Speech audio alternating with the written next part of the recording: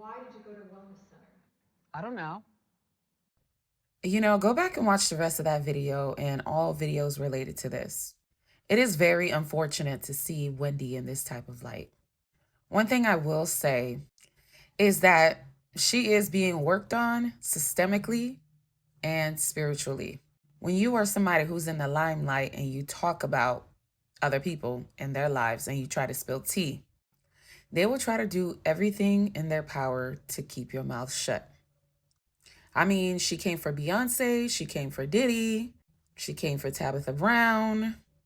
I mean, she ain't ever been the same after Tabitha Brown. Like, I don't know if that was like the icing on the cake for her downfall. Some of the things that I observed watching that video is that systemically she is being worked on.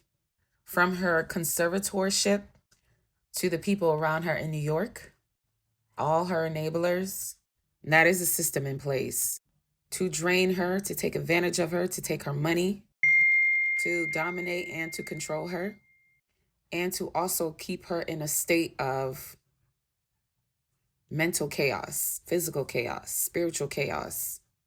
Now, I cannot deny that there is no witchcraft or some kind of spiritual work involved, because this is very well how, if somebody throw work at you, how your entire livelihood could go to shit. She's always had issues within her relationship. The husband does something really cruel and used her money to take advantage of her.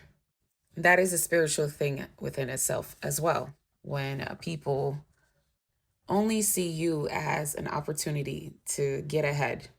So you have all these people who are around you telling you that you're sick, that you're not well, that you cannot control your own money. And then they assign you a white conservatorship. And you can see in the videos, she's like, they're stealing money from me. And they don't even want her around her own family. Something's not adding up here. This is a systemic abuse, spiritual abuse. And it's important if you're in the limelight to ensure that you have some strong protection, because people are going to come for you. Especially if you talk about them for a living, they are going to come for you.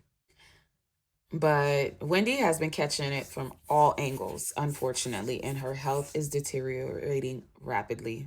I'm going to say allegedly on that because I want to get sued.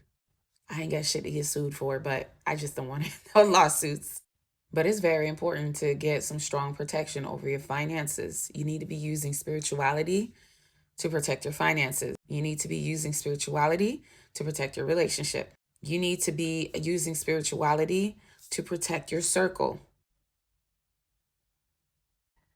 You need to be using spirituality to keep you from doing drugs or alcohol or whatever the case may be.